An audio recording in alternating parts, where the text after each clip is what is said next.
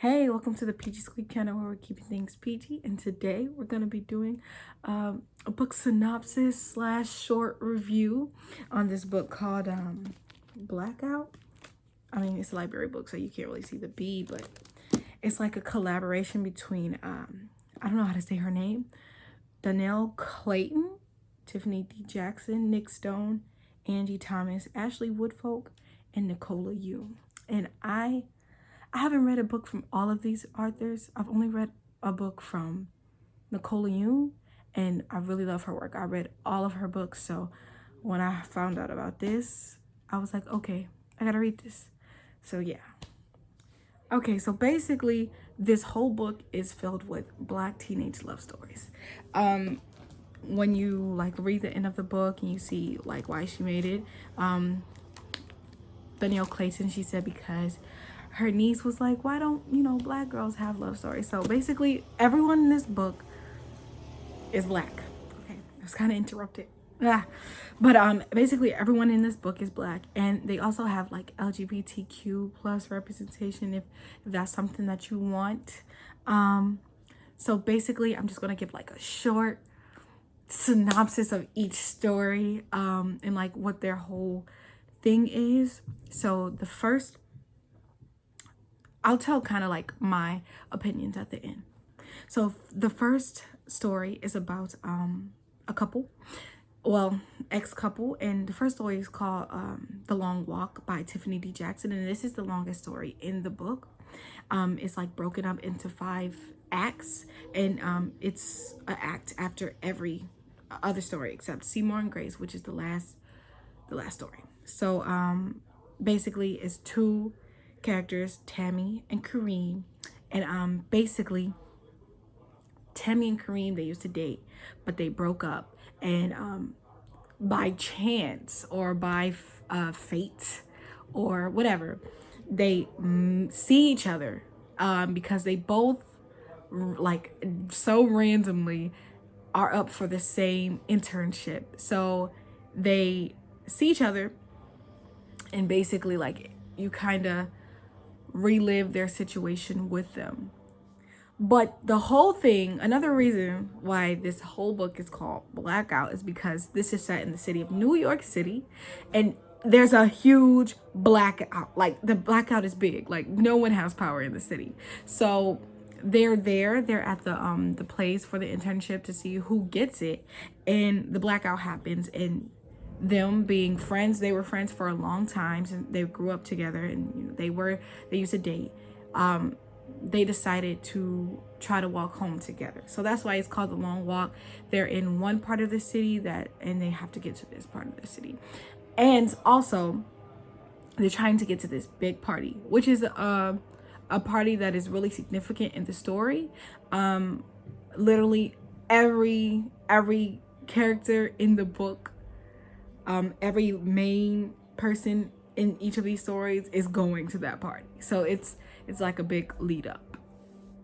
Okay, so the second story is Mask Off, and it's about JJ and basically him kind of realizing his feelings for a boy and his sexuality on a train. Interesting, huh? So basically, it starts like when he was younger, he saved his boy Tremaine from a closet. He was getting bullied, but he saved him from a closet, and basically like there's kind of been a situation there ever since. And but after the situation, they never really talked to each other. So basically we follow JJ on basically, well, we read his memories of basically how he found out, what he is, and his feelings for Tremaine, and how they ended up, coming together at the end, all because, of the power outage. So that's basically like a really short, quick synopsis. I'm saying synopsis, but I think these may be just like really quick summaries. I feel like synopsis is a bit more detailed either way. So basically, Made to Fit is about 2 girls. So Nella is a girl, and she is trying, she's at her father's, oh grandfather's. Her grandfather's like senior citizen home, and she's there. And basically Nella has been kind of sad. Now this all takes place during summer. The whole book is during the summer. She's kind of sad because the girl she liked didn't like her and kind of made her think that she did. Either way, she ends up meeting this girl. It's kind of like that love at first conversation type of situation. The girl works, well, she comes to the senior citizen home like every Friday with her dog, because she has like a emotional support dog or whatever. I forgot what the actual name is. So basically they meet, they talk, they find things, and they like each other. Obviously, if you read the story, you'll understand like everything that I'm like talking about. So I don't know, I'm just giving like general senses, general everything that happened, So they meet, they like each other. Yeah. The girl Jocelyn is she's her Nella's grandfather talks to her and is like, oh, I think you like Jocelyn. And when she meets Jocelyn, she's like, oh my god, she's perfect, she's too perfect. But yeah, turns out they really vibed and got on really well. So that's a love story. Okay, so then we have all the great love stories, ellipsis and dust. Okay, so basically it's about Lana and Tristan. Lana and Tristan. Ooh, that man scared me. Okay, so basically we have Lana and Tristan, and basically Lana and Tristan have been friends since Tristan moved in next door to her when he was a kid from Miami. Now they live in New York. Not all of them live in the same part of New York, but they live in New York. General sense, like they live in New York. I don't know anything about New York or the setup of New York, but I think some of them live in Bed-Stuy. I don't know where that is, but yeah, situation. So basically, they like, well, most of the time we read from Lana's point of view. Lana likes Tristan. She doesn't know if he likes her back. And basically, we follow their day during this blackout. Like they're at the library, picking books, playing games, talking, and we see, what happens, how their love blossoms, seeing how their past was and what led up to the feelings that they have. Okay, the next story is No Sleep Till Brooklyn by Angie Thomas.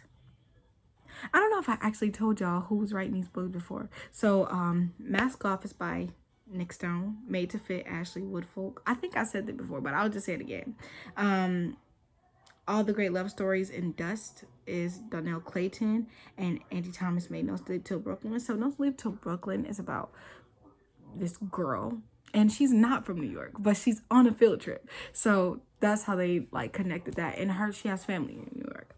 So she's on a field trip to New York, and basically her problem is that she has a boyfriend, and they've been together for a very long time. They grew up together, and they went to like every school together, and they started dating when they were like in 4th grade. And basically she starts liking or having a crush on another guy. So we're really just seeing how she handles that for most of the story. It's a pretty short story. We see like lead ups and what happens when you're in a situation like that. But then like the end was pretty satisfying. I feel like it was about, finding yourself, taking care of yourself, loving yourself, self-realization, I believe. Yeah. Okay. Seymour and Grace by Nicola Yoon. Seymour and Grace was pretty cool. I feel like it was on brand for Nicola Yoon. Like I said, I haven't read any books from the other women, but I've read all of Nicola Yoon's books. So I feel like this is kind of really like, they kind of have the sun is also a star type of moment. But Basically, Seymour is a driver, a young driver. We find out that he's supposed to go to college, but he doesn't. He's kind of bummed about that, you know. And then Grace, she is the situation is there. She's trying to get to the party, the big party. I think it's in Brooklyn or whatever. Yeah, the big party. And she's trying to see an ex that broke up with her, and she's trying to kind of make him jealous. But in the end, she just doesn't care about him. And you know, her and Seymour get together because, you know, during the ride, they basically talked about their lives. Like I feel like that's not a lot of information, but I kind of don't want to give it away too much because I want you to experience the book like fully, you know. So I'm just giving like a whole general thing, and then like kind of my opinions on the book afterwards. So basically, in the end, everyone is at this party, this block party or whatever, and it's kind of like a really cool, nice build up. I feel like, honestly, they could have done a little more with the party. We didn't get to see much, but we know that you know, it was kind of like a cameo from everyone at the end. But I really feel like they should have had like just an extra chapter just for us to know how the party's going for everybody. But you know, that's not the point. So, the long walk, I think it was really good. I think it was long, but you know, it's called The Long Walk, broken down into many pieces. I like how she showed like miscommunication. You know, some relationships really just be having so much miscommunication. That's why they don't work. And you can see why Tammy and Kareem almost didn't work, because Tammy didn't listen. Well, Tammy, I don't want to say she didn't listen, but she liked to jump to conclusions. And she was kind of, I would say she was slightly hard to deal with, but she wasn't that bad. So it was fine, you know, happy endings. So obviously she wasn't the worst person. Mask off. I like, you know, the realization, I guess, of one's being, sexuality or whatever. Same with Made to Fit, even though it's different because in Made to Fit they already knew they liked girls, and JJ didn't know. Well, he knew, but it was still kind of like a thing that he had to be in, right? So I like that. What I realized that in both of these stories, consent is very prevalent. Like the need for consent, which is good. They're teaching people that consent is very important, even if it's a kiss. You can't kiss people without consent. You need consent. Yes, you need it. All the Great Love Stories and Dust. I like Lana's character because in the book she's like really smart. I guess you can say smart. She has like a really, really good memory. That's like something in the book that's really important for her character. She has really good memory, and that's cool. I don't know. That's just, it shows like, you know, the progression of feelings and relationships and how things go from one thing to another. Really cute. That's all I really can say. I really just think this book is so cute. It's really cute, and it's a really cute and nice little ending. Like, if you like nice endings and cuteness, well, this book is for you. Like, it's really, really, really cute, honestly. No Sleep Till Brooklyn. I like this one because it kind of seemed like they just came out of nowhere, just on a bus.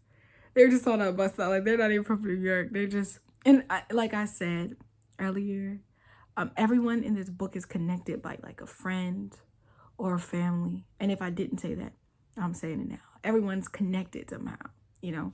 And even though I don't think they even realize they're connected, the authors gave us that connection. Like, you know, Tammy and JJ, brother and sister. Tammy and Tremaine.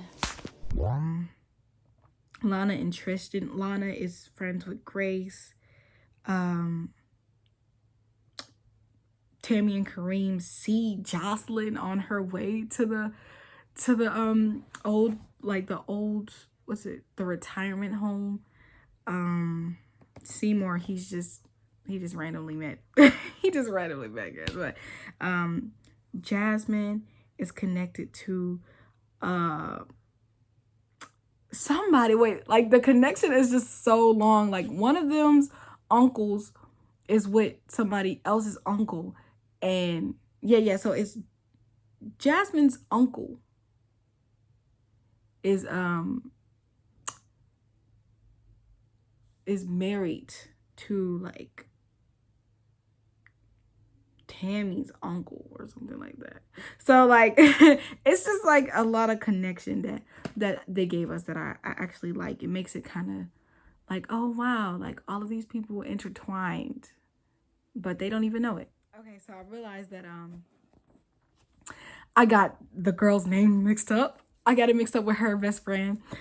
So in No Sleep Till Brooklyn, the main girl is Kayla, not Jasmine. Jasmine is her best friend, and her best friend was kind of like significant in the not that significant, but she was an important person in her story. There was kind of like a little love square thingy going on, but Kayla is related to Tammy's uncle's husband or something like that. I can't, it's just like the connection that they made was so cool to see, because like throughout the book you're seeing each of these like you're seeing the person who's in another book, like another story. Also, I feel like this book is pretty good representation for not just Black Americans, because there's Jamaicans and Afro-Latinos in this book. And I like that. I like, even though, yeah, no, I feel like it's really prevalent. It's really known. Like they make sure to import the fact, like, yeah, you know, Black is not just Black American, but in America, you know, most Black people have the same experience, right? So Black, they're all Black people, but you know, from different ethnic backgrounds. Black American, Black Haitian, Black, I forgot what the last one was, but and then Black Jamaican, you know. So that's something. All in all, this was a really good book to read. Like, if you like love stories, if you're Black and you don't feel represented by love stories, LGBTQ plus, this one is a really it's a really cute book that's really nice. If you like this video, don't forget to like this video. If you really like this video, comment, share, subscribe, and have a peachy day. And also, don't forget to follow me on all of my socials, Twitter, TikTok, and Instagram at cha_yajo. Bye.